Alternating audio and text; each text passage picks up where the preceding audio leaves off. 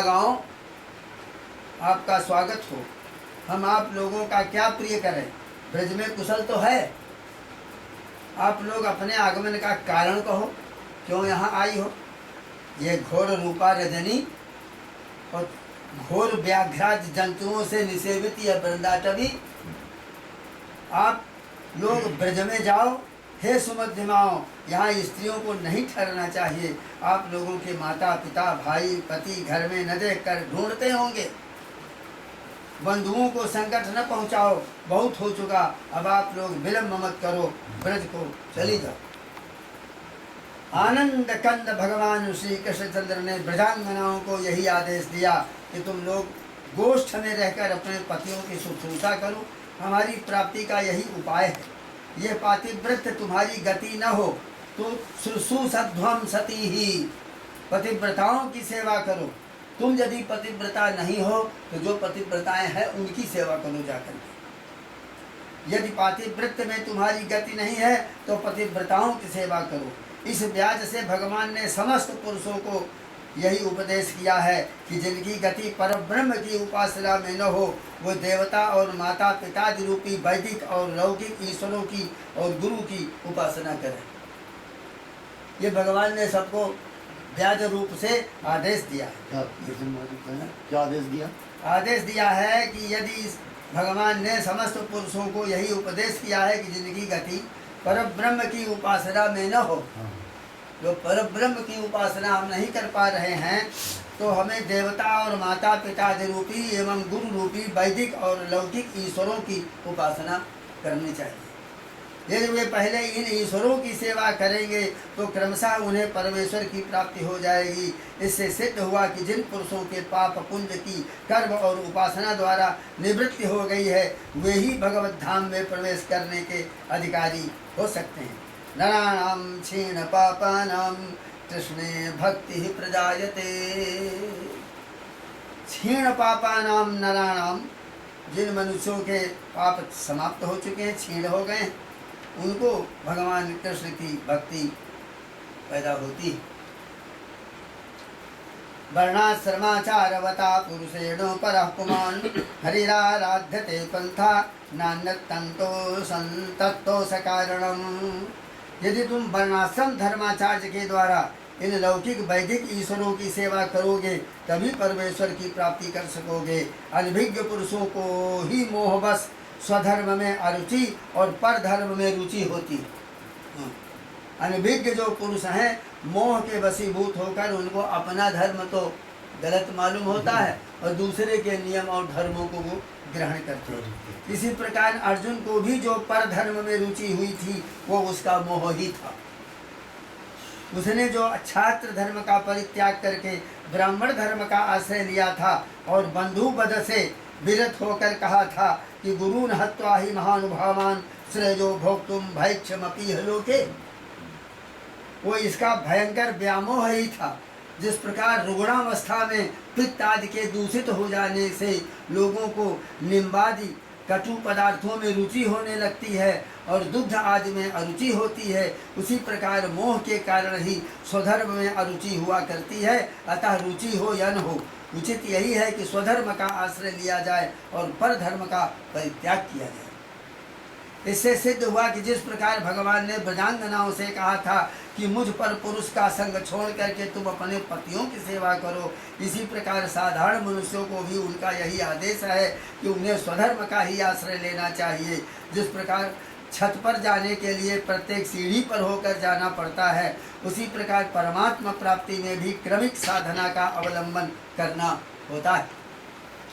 जो लोग सोपान सीढ़ी उसका अतिक्रम करके परमोच्च नैष्कर्म का आश्रय लेते हैं उनका ऐसा पतन होता है कि फिर उत्थान होना दुर्लभ हो जाता है। इसी से महापुरुष कर्म त्याग में भय दिखलाया करते हैं। भगवान ने भी इसी कारण कर्मानुष्ठान की आवश्यकता प्रदर्शित करने के लिए अर्जुन से कहा था। संन्यासः कर्मयोगश्च निःश्रेयसकरा उभौ तयोस्तु कर्म संन्यासात् कर्मयोगो विशिष्यते। साधारण पुरुषों के लिए तो यही क्रम है। हाँ, गुणातीतों की बात अलग। गुणातीत तो कहते ही उसे है जिस पर गुणों का आक्रमण न हो। सत्व रज तम तीनों गुणों से वो रहित हो गया।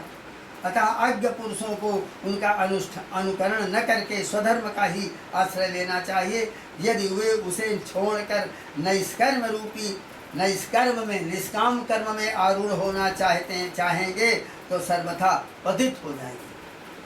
ये बात भी सुनिश्चित है कि प्रयत्न केवल साधन में ही होता है, फल में प्रयत्न नहीं होता। साधन में प्रयत्न किया जाता है। कोई काम करने के लिए जो साधन है उसका प्रयत्न होता है, और फल मिल गया तो फल में कोई प्रयत्न की जरूरत नहीं। साधन के पर्यवसान में फल तो स्वतः प्राप्त हो जाता है।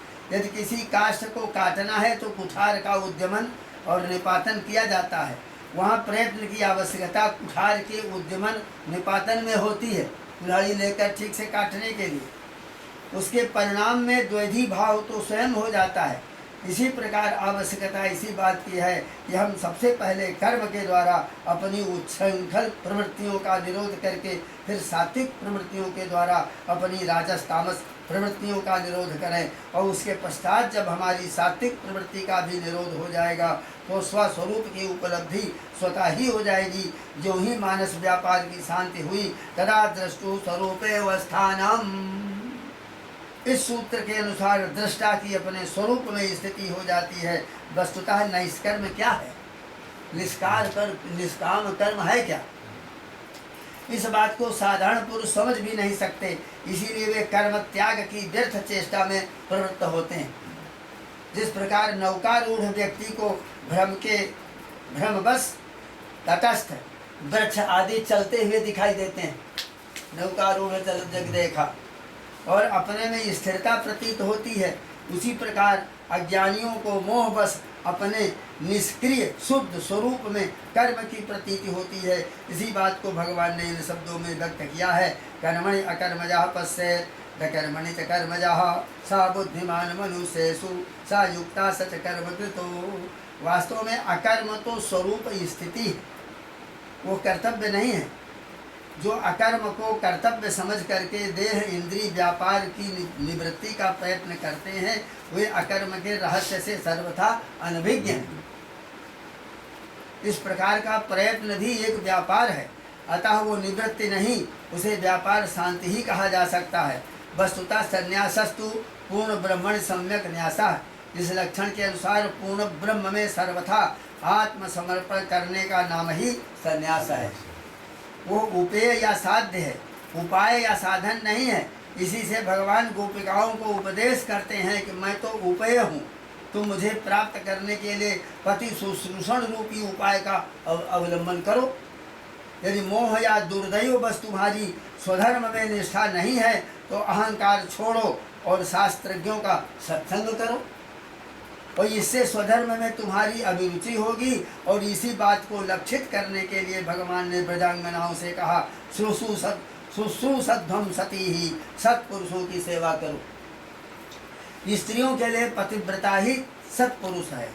जिस प्रकार स्त्रियों के लिए भगवान ने पतिव्रताओं का संग करने की आज्ञा दी है, उसी प्रकार पुरुषों को शास्त्रज्ञ और निष्प्रिय ब्राह्मणों का सहवास करना चाहिए। मनु भगवान ने भी ब्राह्मणों से ही उपदेश ग्रहण करने की आज्ञा दी है। वे कहते हैं, अध्येतव्यमिदं शास्त्रम ब्राह्मणेन प्रयत्नतः शिष्येभ्यश्चोपदेष्टव्यम सम्यक नान्येन केनचित्। जो लोग देखा देखी दूसरों को उपदेश करने लगते हैं, वे उनके पतन के ही कारण होते हैं। वास्तविक कल्याण तो शास्त्रज्ञ ब्राह्मण के ही उपदेश से ही हो सकता है। जिस प्रकार कोई साधारण पुरुष किसी वैद्यराज के थोड़े से औषधि प्रयोगों को देखकर यदि स्वयं भी वैद्यराज होने का दावा करके औषधि देने लगे तो रोगियों की मृत्यु का ही कारण होता है।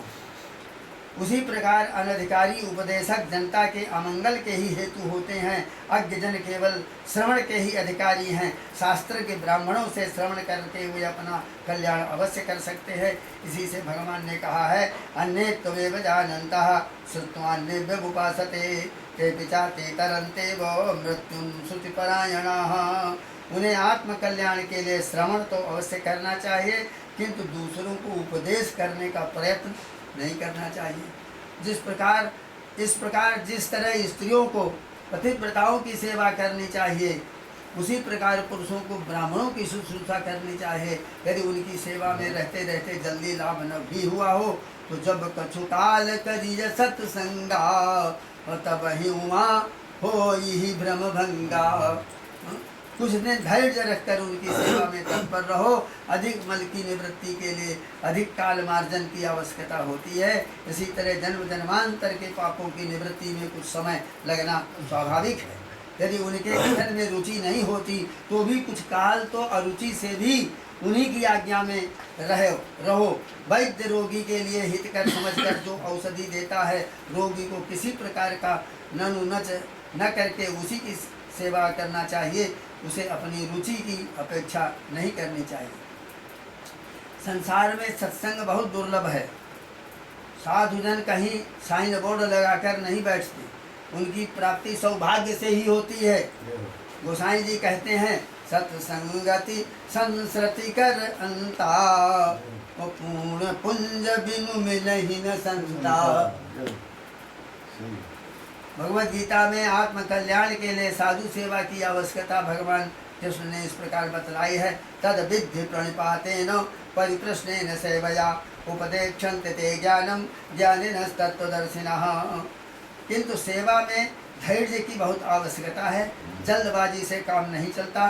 देखो, इंद्र ने दीर्घ काल तक सेवा की, कभी उसका अंतःकरण शुद्ध हुआ और वो आत्म तत्व की उपलब्धि में समर्थ हो सका।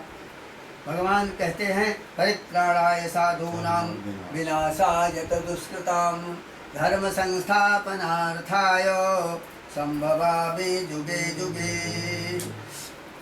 भगवान ने साधुओं का परित्राण अपने अवतार का प्रधान प्रयोजन बताया। अब ये प्रश्न होता है कि साधु किसे कहते हैं? समझ में आया? साधु किसको कहते हैं?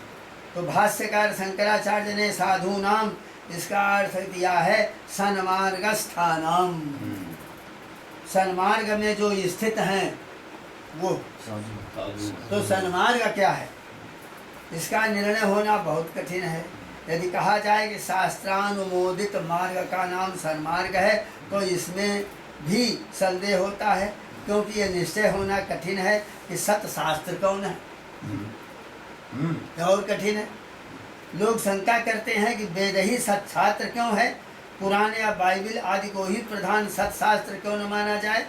यद्यपि यह बात युक्ति से भी सिद्ध की जा सकती है कि वेद ही सत्शास्त्र है, तथापि यहाँ इसका प्रसंग नहीं है, इसलिए विशेष न कहकर थोड़ा सा संकेत करते हैं। मान लीजिए आपको कहीं जाना है, अपने ध्रुव की ओर जाते जाते आगे चलने पर आपको 4 मार्ग मिले।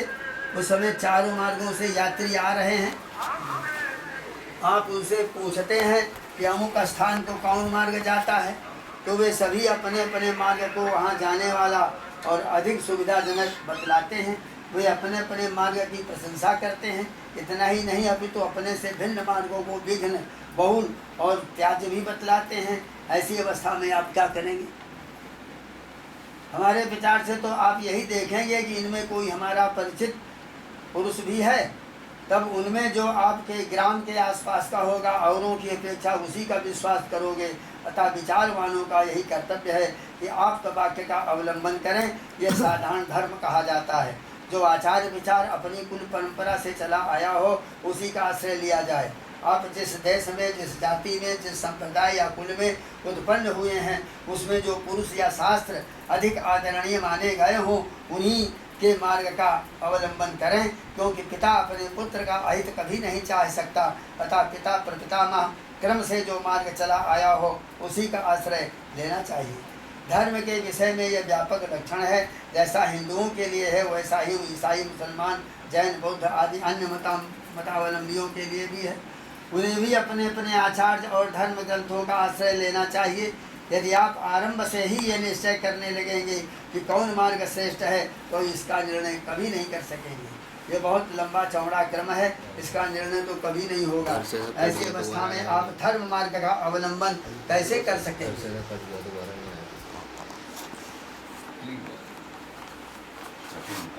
राजा को सारी शक्तियाँ प्राप्त होती हैं। वो चाहे जिसे उजाड़ सकता है और चाहे जिसे बसा सकता है, उसे कोई रोकने वाला नहीं होता। फिर भी वो अपने ही बनाए हुए नियमों का अनुसरण करता है। वस्तुतः बिना नियम के कोई भी व्यवस्था हो नहीं सकती। इस प्रकार की नियम श्रृंखला का नाम ही तो धर्म है। लौकिक श्रृंखला से बद्ध और प्रवृत्ति का नाम लौकिक व्यवहार है, और वैदिक श्रृंखला से बद्ध प्रवृत्ति का नाम धर्म है। किंतु नियम निर्माण का कार्य अभिज्ञ पुरुष ही कर सकते हैं। अतः यहाँ फिर हमारा यही लक्षण लागू हो जाता है कि जो जिस धर्म, जिस जाति, जिस कुल में उत्पन्न हुए हैं, उन्हें उसी में उत्पन्न हुए आप पुरुषों के मार्ग का अवलंबन करना चाहिए। विद्यार्थी को यदि कोई अक्षर दिखला करके कहा जाए ये का है, और इस पर वह कहने लगा इसे का क्यों कहते हैं, तो उसे इसका हेतु किसी प्रकार नहीं समझाया जा सकता। उसे कोरा ही रहना पड़ेगा। इसका ज्ञान प्राप्त करने के लिए तो पहले उसे आचार्य के कथन में अंधश्रद्धा ही करनी होती है। हाँ, यही का है। पीछे जब उसकी बुद्धि विकसित होगी, उसे व्याकरण शास्त्र के सूक्ष्म रहस्य का पता चलेगा, तो उसे स्वयं ही सब बात मालूम हो जाएगी। वैद्य रोगी को औषधि देता है तो वो क्यों नहीं कहता कि मैं इसे क्यों सेवन करूं? उस समय उसे वैद्य में श्रद्धा करनी ही पड़ती है। श्रुति ने भी कहा है श्रद्धत्सोता तो श्रद्धत्सो। इस अजात शत्रु को उक्ति के द्वारा श्रद्धा का ही विशेष महत्व प्रतिपादन किया है। अतः आस्तिकों को यह तर्क करने की आवश्यकता नहीं है कि वेद अपौरुषेय क्यों है। जो आर्यावर्त में उत्पन्न हुए हैं, आर्य धर्मावलंबी हैं, उन्हें पहले पहल ऐसा मानना ही चाहिए। पीछे जब समझने की योग्यता होगी तब वो इस तथ्य को समझ भी सकेंगे। पहले योग्यता प्राप्त करो। श्लोक वार्तिक, तंत्र वार्तिक और पंचपादिका विवरण आदि ग्रंथों को देखो, तब समझ सकोगे वेद अपौरुषेय क्यों है। उस समय तुम ये जान लोगे कि वेद ही सत्शास्त्र क्यों है। उनसे भिन्न किसी अन्य ग्रंथ को ये सम्मान क्यों प्राप्त नहीं है। इन्हीं के अनुमोदित धर्म की रक्षा करने के लिए भगवान कहते हैं परित्राणाय साधूनां विनाशाय च दुष्कृतां धर्म संस्थापनार्थाय संभवामि जुगे जुगे। अब तक हमने जो कुछ कहा है वो हमारी ही कल्पना हो, ऐसी बात नहीं है। भगवान ने भी कर्तव्य